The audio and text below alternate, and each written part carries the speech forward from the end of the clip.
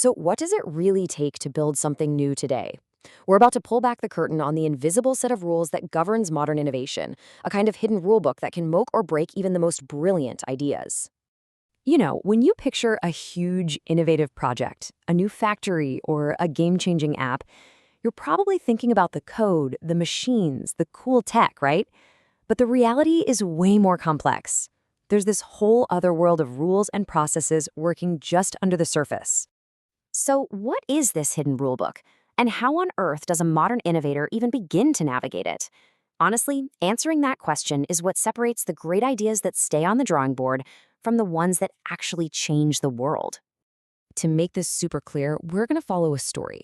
Let's imagine a project manager whose job is to build a factory of the future. Her journey is going to show us the three critical layers that she has to master: the digital, the physical, and the sustainable.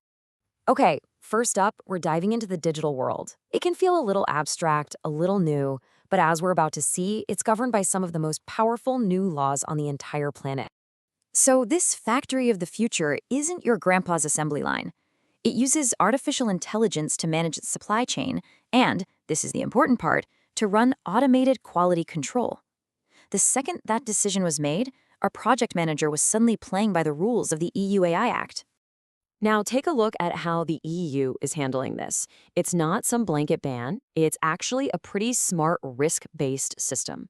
As you can see, they sort AI into 4 buckets. It goes from unacceptable risk, stuff like social scoring systems that are totally banned, all the way down to minimal risk, things like the spam filter in your email. So, where does our factory's AI land? Well, because it's being used in employment and workers management, and it's making critical decisions about products, it gets put squarely into the high-risk category. And that, my friends, changes everything. Once you're in that high-risk club, things get serious.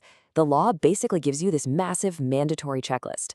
We're talking about everything from creating a solid risk management system and making sure your data is perfect to guaranteeing a human can always step in.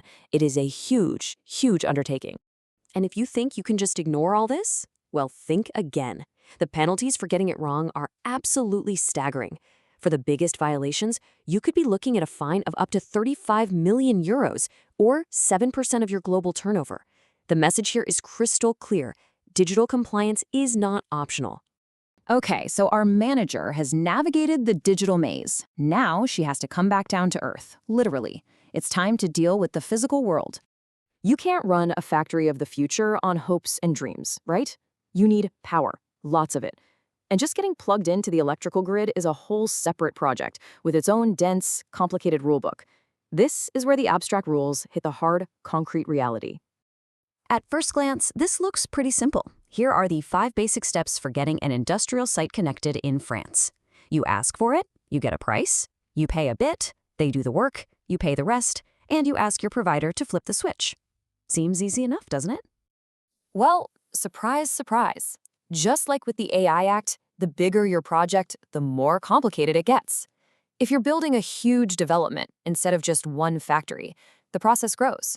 You have to add a whole new step at the very beginning, an anticipated request, just for planning.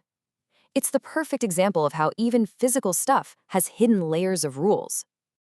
So, our project manager has tamed the digital beast and wrestled with the physical world. But there's one more layer, and you could argue it's the most modern one of all: sustainability. A factory of the future can't just be pumping out waste and pollution. That's just not how it works anymore.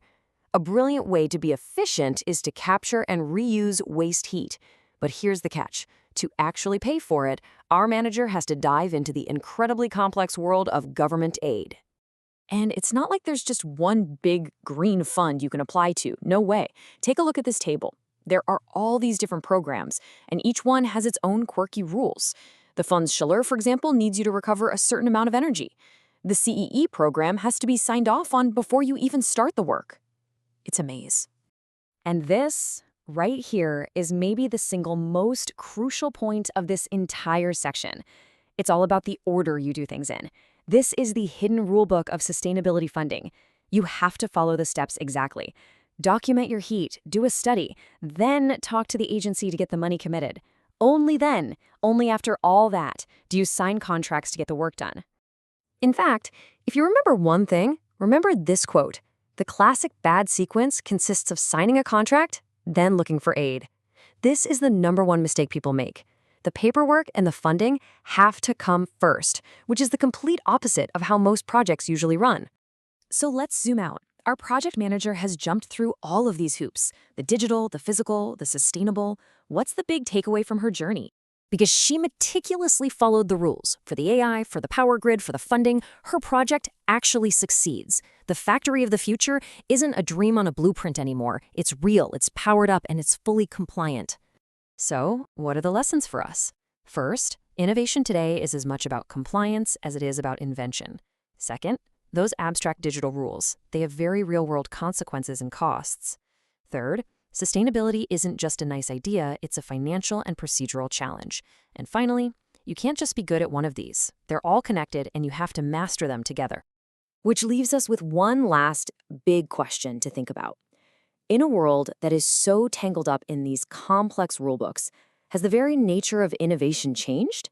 Is the new frontier of creativity not just about having a great idea, but about mastering the instructions to actually bring it to life? It's something to chew on,